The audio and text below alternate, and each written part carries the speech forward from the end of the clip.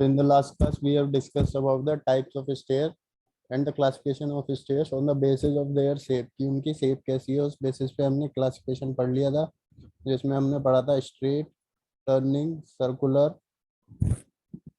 और geometrical. ठीक है, ये हमने लास्ट क्लास में डिस्कस कर लिया. स्ट्रेट वन गो में होगी, स्ट्रेट सीधी होगी बिल्कुल. क्वार्टर टर्न, एक right angle turn, quarter turn, दो right angle turn, one right angle turn is quarter turn, दो right angle turn is half turn, and one more turn is called as three quarter turn. ठीक है,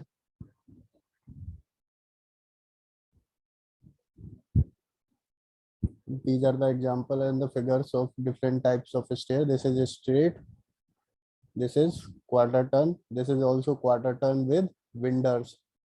ठीक है,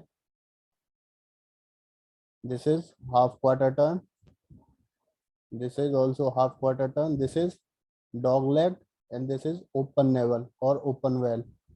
ठीक है, this is circular, this is spiral, and this is geometrical. Next classification is classification on the basis of the material use.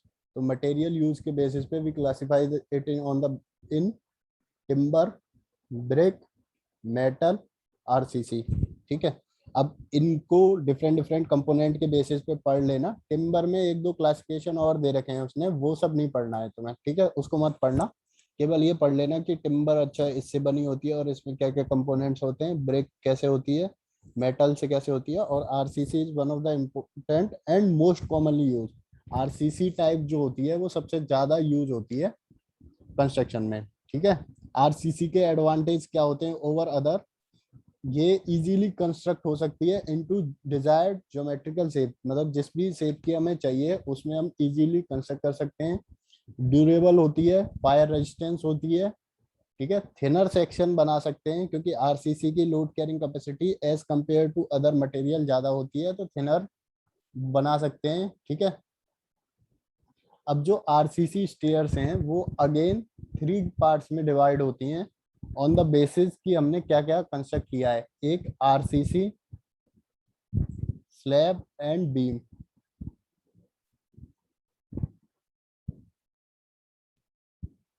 Second classification is RCC cantilever. Third classification is RCC slab.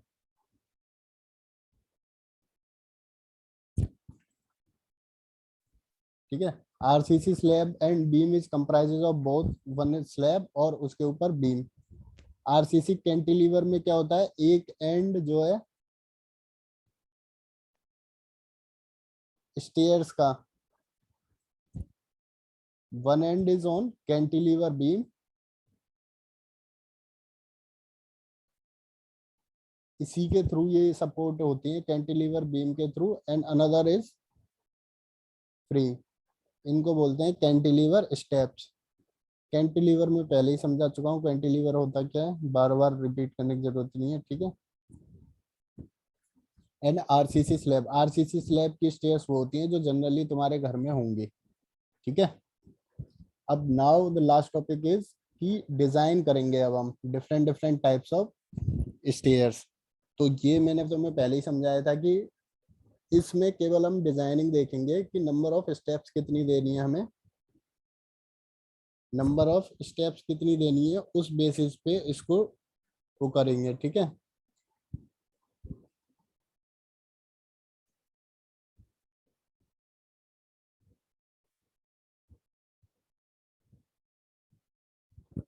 ये जो stairs होती हैं वो हम इस type की stair वहां देते हैं जहाँ जो वॉल्स है ना, उस वॉल्स की थिकनेस अच्छी खासी होती है. बेसिकली ये वहां देंगे जहाँ एक एंड की सपोर्ट से ही, एक एंड की सपोर्ट से ही हमारा काम चल जाए. ठीक है, इतनी स्ट्रेंथ हमें एक एंड की सपोर्ट पे ही मिल जाए कि दूसरे एंड पे हमें कोई बीम लगाने की जरूरत ना पड़े. ठीक है, जनरली जितनी भी तरह की स्टेयर्स होती हैं उसमें हम क्या कर रहे हैं, दोनों एंड्स को सपोर्ट कर रहे हैं. ठीक है, तो ये कर क्यों रहे हैं, क्योंकि जो रिक्वायर्ड स्ट्रेंथ है, जो रिक्वायर्ड लोड है वो ले सके वो. इस केस में क्या करेंगे, कैंटिलीवर के केस में जब प्रोवाइड करेंगे जब एक एंड पे सपोर्ट इतनी है कि वो इजीली लोड कैरी कर सके। ठीक है, जिनकी वॉल स्ट्रांग होती है, इनफ स्ट्रेंथ होती है उनमें, तो उनमें हम कैंटिलीवर दे देते हैं। ठीक है सर।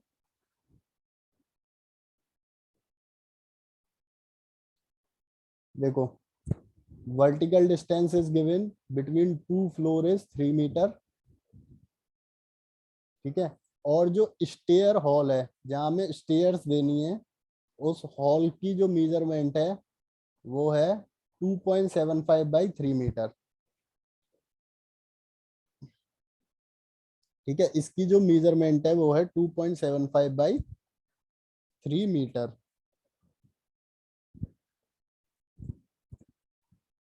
Sorry, 5 metre.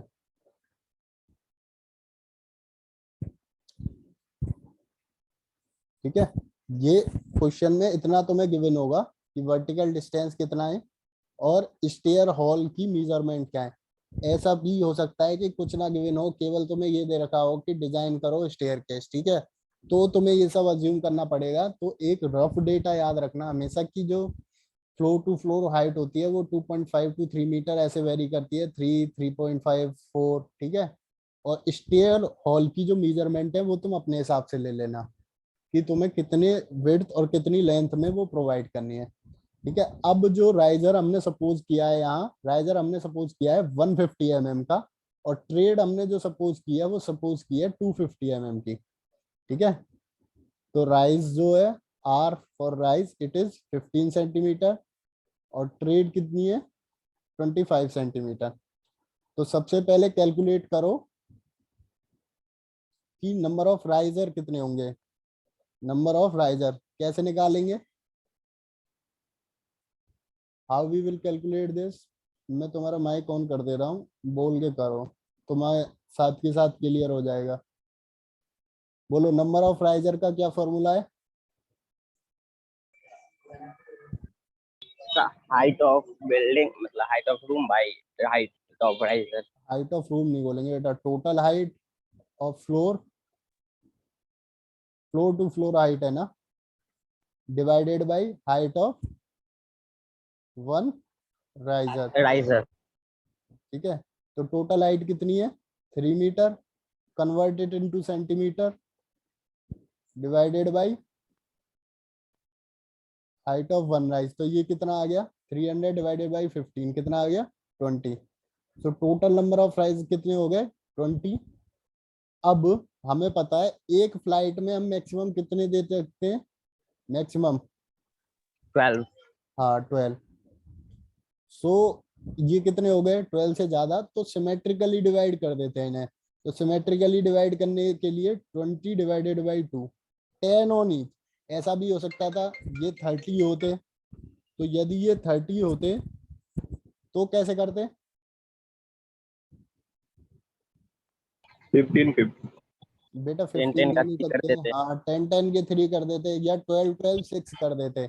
12 12 6 कब करते, जब हमें सिमेट्री नहीं चाहिए होती। ठीक है, वो डिपेंड है कि हम फ्लोर कैसे वो कर रहे हैं। ठीक है, तो 10 10 के हो गए। इसके बाद नंबर ऑफ ट्रेड निकालेंगे। नंबर ऑफ ट्रेड हर उसमें कितनी आएंगी, एक फ्लाइट में नंबर ऑफ राइज कितने 10, तो नंबर ऑफ ट्रेड कितनी आ गई, number of rise -1, this is 9। Clear है। अब yes. Total width of trade, total width of trade कितनी हो गई 9 इंटू 250। ठीक है, 250 हमने ट्रेड मानी है, तो दिस इज 2.25 मीटर। अब देखो टोटल विड्थ ऑफ ट्रेड से हमें मिला क्या, टोटल विड्थ ऑफ ट्रेड से, एक मिनट रुको।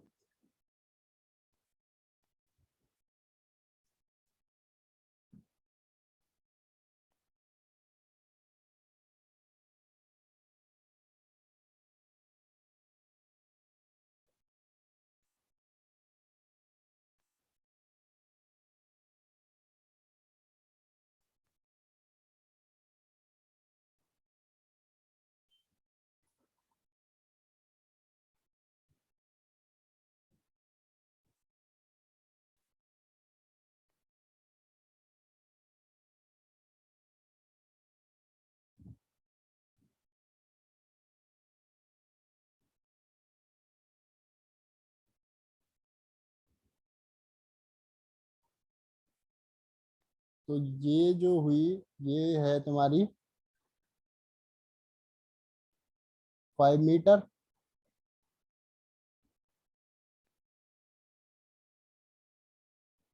और ये है तुम्हारी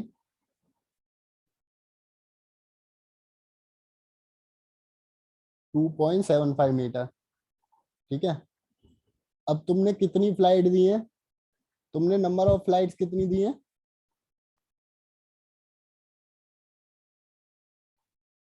2 है ना, नंबर ऑफ फ्लाइट 2 है, तो तुम एक दोगे लैंडिंग।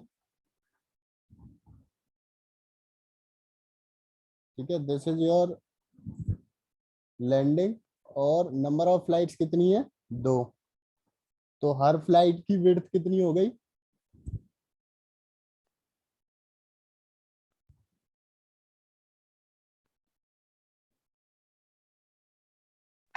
लैंडिंग की विड्थ कितनी है? अभी रुक जाओ, कैलकुलेट करेंगे, सब आएगा, अभी वेट करो। तो हर फ्लाइट की, मतलब ये एक फ्लाइट है, ये एक फ्लाइट है, तो हर फ्लाइट की विड्थ कितनी हो गई? हाँ exactly 2.75 divided by 2।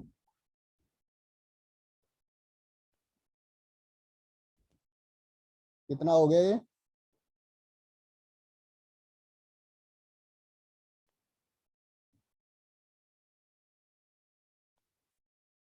So width कैसा है? 2.75 सेंस। बेटा 2.75 is given in the question, question में ही दे रखा है। 2.75 इंटू 5 मीटर है ना। ये भी यदि नहीं गिवन होती तो मैंने तुम्हें जो विड्थ पढ़ाई थी उसमें से कोई विड्थ हम मान लेते। ठीक है, मैंने 1.5 और वो पढ़ाई थी, तो तुम 3 भी मान सकते थे, 3.5 भी ले सकते थे इस चीज को। ठीक है, तो ये आ गई तुम्हारी 1.375। क्लियर है? अब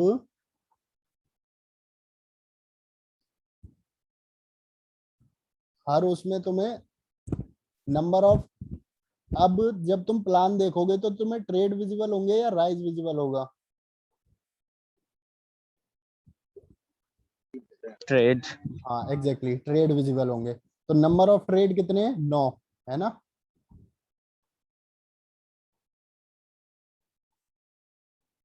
थोड़ी बेटा ड्राइंग से कॉम्प्रोमाइज करना, मेरी ड्राइंग ऐसी है, राइटिंग भी थोड़ी ऐसी है।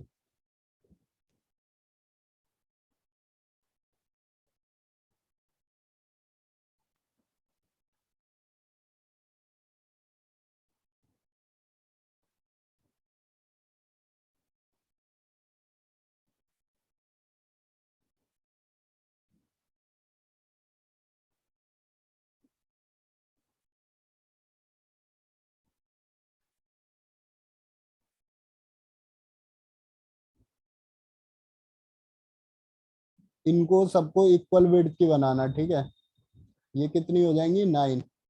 9 ऑन वन साइड और 9 ऑन अदर अदर साइड।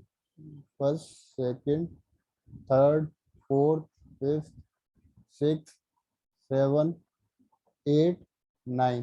ठीक है, और 9 इस तरफ, 10, 11, 12, सो ऑन। ठीक है, दिस इज 18।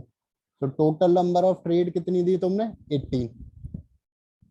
ठीक है, अब टोटल नंबर ऑफ ट्रेड हो गई। टोटल नंबर ऑफ ट्रेड से, जैसे इधर 9 दिए हैं, तो इससे ये टोटल विड्थ निकालो।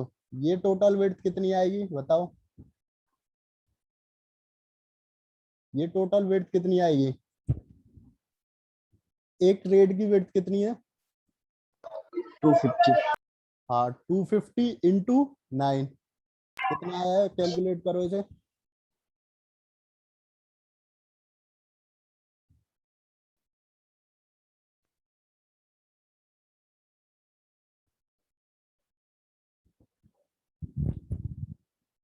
कितना है? 250 इंटू 9, 2.25। ठीक है, 2.25। अब जब तुम स्टेयर्स के लिए चलते हो, जैसे यहां से मानो ये एंट्री है, this is your entry area. ठीक है, इसको बोलते हैं अप्रोच विड्थ, या फिर स्पेस लेफ्ट फॉर पैसेज। इसको बोलते हैं स्पेस लेफ्ट फॉर पैसेस।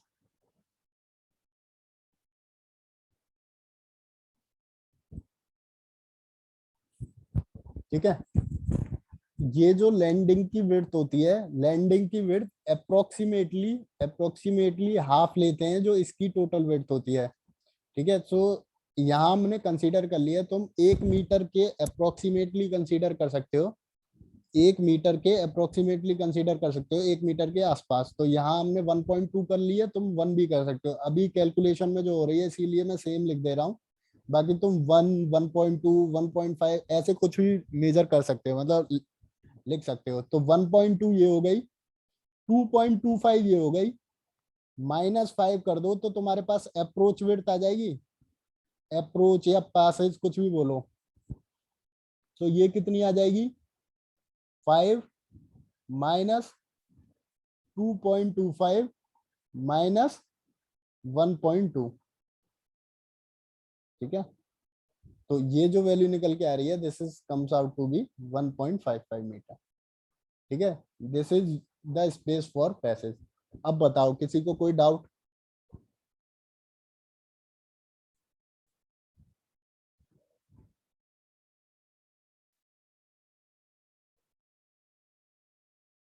इस पूरी कैलकुलेशन में किसी को कोई डाउट?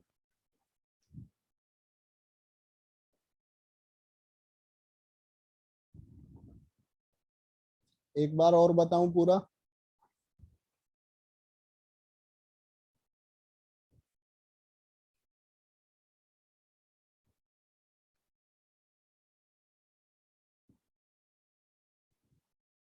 कोई ऐसा है जिसके लिए रिपीट करना हो, जिसको ना आया हो समझ?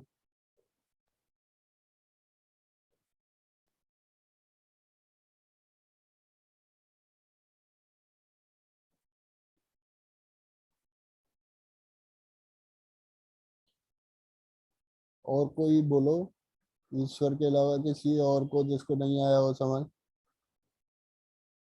सबको आ गया?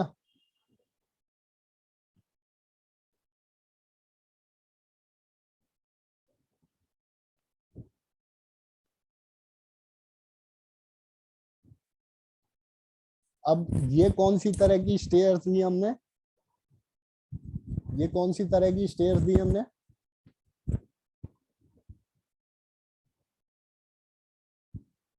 हाँ, हाफ टर्न। हाफ टर्न में भी कौन सी है ये? हाफ टर्न क्यों हुआ, एक यहाँ से और दूसरा ये। हाँ, हाफ टर्न में भी ये कौन सी दी है हमने, डॉग लेग। तो याद रखना, डॉग लेग क्यों दी हमने, क्योंकि ये जो स्पेस था दिस इज ओनली 2.75 मीटर। यदि ये ही 2.75 की जगह 4 मीटर होता, ठीक है, ये स्पेस ही 4 मीटर होता, तो 4 - 2.75 करते तो जितना स्पेस होता वो बीच में छोड़ देते। ठीक है, तो ये नेवल वाली हो जाती। क्लियर है?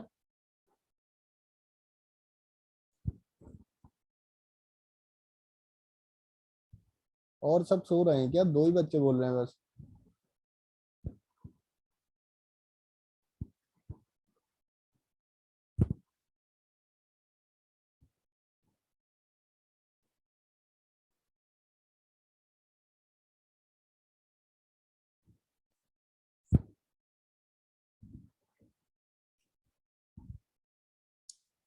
क्वेश्चन लिखो।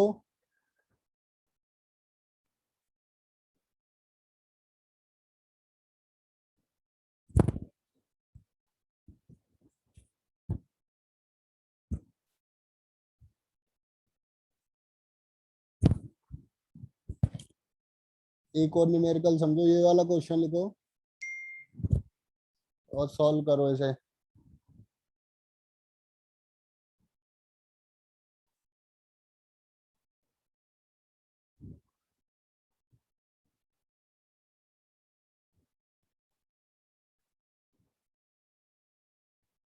और इसमें तुम नेवल वाली देना, ठीक है, हाफ टर्न नेवल वाली देनी है। ऊपर नेवल जो स्टेयर्स थी वो देनी है तुम्हें।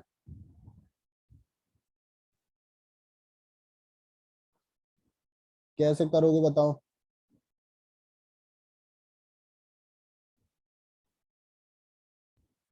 खुशी तुम बताओ कैसे करेंगे इसे।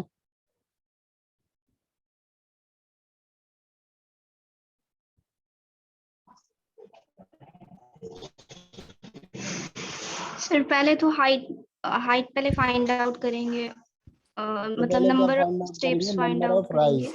नहीं नहीं, स्टेप्स नहीं, सबसे पहले फाइंड आउट करेंगे number of rise. Number of rise कैसे निकालेंगे? 2.62 मीटर इज टोटल हाइट। और divided by height of riser. हाँ, हाइट ऑफ राइजर, यहाँ देखो ये मैंने वैल्यू दी है, ये लिख लो। 150 टू 190 mm, 250 टू 300 mm, इसके बीच की तुम कोई भी वैल्यू कंसीडर कर सकते हो अपने हिसाब से, जो तुम्हें सुइटेबल लगे। अब एक और क्राइटेरिया बता देता हूँ सुइटेबिलिटी का। जैसे ये 2.62 है ना, हम कोशिश करते हैं ऐसी वैल्यू लें जो इसको कंप्लीटली डिवाइड कर दे। तो जो तुम्हारे नंबर ऑफ राइजर निकल के आए हैं वो एक होल नंबर में निकल के आए, ठीक है। 2.62 यहाँ मैंने 16 ले लिया है, तुम ऐसी भी ले सकते थे जो इसको कंप्लीटली डिवाइड करे, ठीक है। 16 ली तो अप्रोक्सीमेटली क्या आया? 16.37, जिसको हमने अप्रोक्सीमेटली 17 का, ठीक है, अप्रोक्सीमेटली 17 का। और मैंने यहाँ कंसीडर कर लिए 18। तुम चाहो तो 17 भी कर सकते हो, लेकिन 17 करने पे क्या दिक्कत होगी? जो फ्लाइट्स के नंबर हैं, जो फ्लाइट्स के नंबर हैं उनमें दिक्कत हो जाएगी। देखो ज्यादा कंसीडर करोगे तो राइज क्या हो जाएगा? ज्यादा कंसीडर करने से राइज क्या होता है? कम होगा या ज्यादा? नंबर ऑफ राइजर तुम ज्यादा कंसीडर करोगे तो राइज कम होगा या ज्यादा? कम होगा। एग्जैक्टली कम होगा। राइज क्या होगा? कम होगा। तो कब राइज ही बेनिफिशियल होता है? एक चीज सोचो, ये राइज है, इसको ज्यादा प्रोवाइड करें या कम प्रोवाइड करें? किस पे चलना आसान होता है? कम राइज पे ना। कम राइज पे इजीली तुम चल सकते हो, तो राइज जितना कम होगा उतना ही बेनिफिशियल होता है, बट इतना भी कम ना हो कि चल ही ना पाओ, ठीक है। ये चीज भी ध्यान रखना। तो इसीलिए इनकी लिमिट्स दी हुई है 150, राइस की 150 टू 190 और ट्रेड की 250 टू 300, इसके बीच की तुम कोई भी वैल्यू मानो और उसे सॉल्व करो। तो यहाँ 160 ली, 160 से 17 निकल के आई, 17 को अप्रोक्सीमेटली 18 के बराबर कर लिया। क्यों? ट्रेड को बराबर रखने के लिए हर फ्लाइट में। पहले तो हमने फ्लाइट को इक्वल करने के लिए किया, 18 आई, ग्रेटर देन क्या है? 12। ग्रेटर देन 12 आते ही हम क्या करते हैं? फ्लाइट को दो में डिवाइड कर देते हैं। 18/12 किया, 9 हो गया, ठीक है। अब नंबर ऑफ ट्रेड निकाले, हर फ्लाइट में कितने हो गए? 8, ठीक है। तो टोटल वेट कितनी हो गई ट्रेड की? 8 इंटू 250 विच इज 2 मीटर, ठीक है। 2000 आएगा ये में, तो ये हो जाएगा 2 मीटर। 250 क्या माना है हमने? What is 250? ट्रेड। हाँ, ट्रेड की क्या? वेट, वेट ऑफ ट्रेड, एक सिंगल जो ट्रेड है उसकी वेट, ठीक है। अब ये निकल आया, इसके हिसाब से कैलकुलेशन की और मान लिया, ठीक है। यहाँ हमने जो लैंडिंग है वो 0.75 मीटर मान ली, ठीक है। और 1.5 मीटर क्या है? 1.5 मीटर क्या है?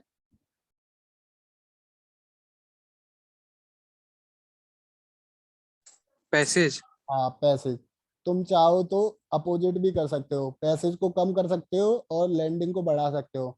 तुम चाहो तो इन दोनों को बराबर भी रख सकते हो, ये तुम्हारी चॉइस पे है कि तुम्हें लैंडिंग कितनी देनी है, ठीक है। क्लियर है?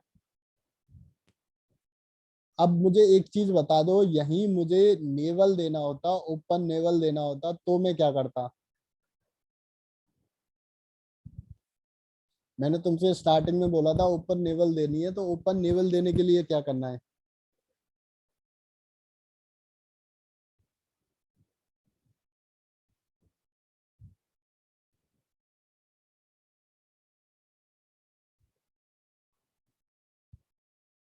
बोलो।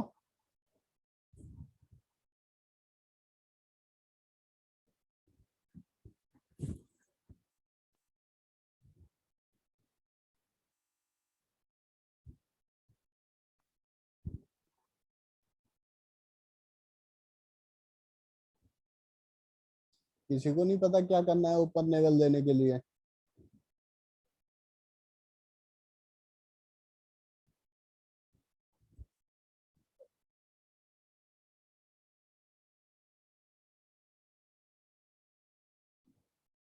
ये जो 2.5 हमने लिया है, ये 2.5 मीटर कहीं क्वेश्चन में गिवन है?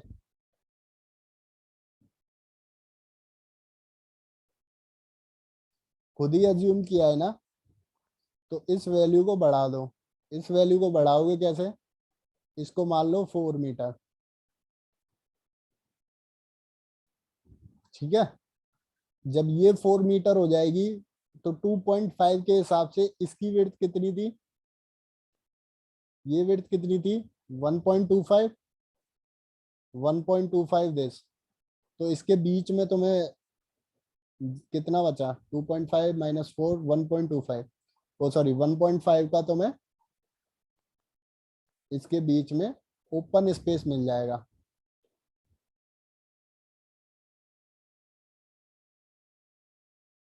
हमने क्या किया? 1.5 का ओपन स्पेस दे दिया।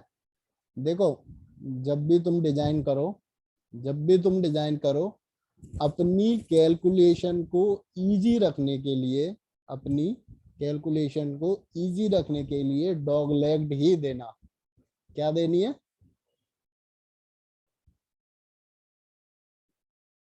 इस चीज को याद रखना। यदि तुम्हें मतलब पहले से नहीं बोला गया है कि तुम ओपन नेवल ही दो, तो कोशिश करना कि ओपन नेवल ना दे पाओ। अब हमने ये 1.5 मीटर का ओपन नेवल तो दे दिया, लेकिन हमने इसमें एक मिस्टेक कर दी। बताओ, किसी को आइडिया लगाओ तो क्या?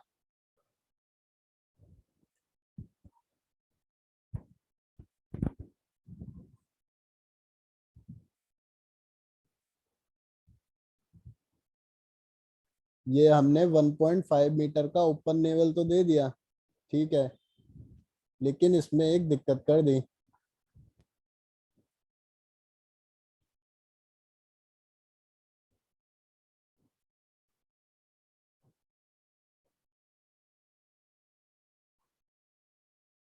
अब इसमें हमें क्या करना पड़ेगा? इसमें जब ये विड्थ 4.5 मीटर है, ये वाली विड्थ 4.5 मीटर है, और ये थी तुम्हारी 5, 5 थी ना, 2, 3,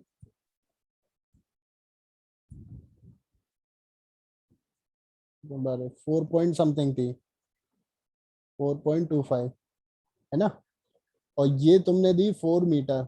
इसका मतलब यहाँ स्पेस अवेलेबल है, ठीक है। तो इस स्पेस पे भी तुम्हें स्टेयर्स डिजाइन करनी पड़ेंगी, ठीक है। इस स्पेस में भी तुम्हें स्टेयर्स डिजाइन करनी पड़ेंगी। तो नंबर ऑफ फ्लाइट कितनी हो जाएंगी उस केस में? नंबर ऑफ फ्लाइट हो जाएंगी 3। एक, यहाँ एक लैंडिंग, एग्जैक्टली सर। 2, यहाँ दूसरी landing, and this is third flight, यहाँ तीसरी लैंडिंग, ठीक है। तो 3 फ्लाइट हो जाएंगी उस केस में। समझ में आया? अब किसी को भी कोई भी डाउट हो इससे रिलेटेड तो पूछ लो, बाकी स्टेयर्स खत्म हो गई आज।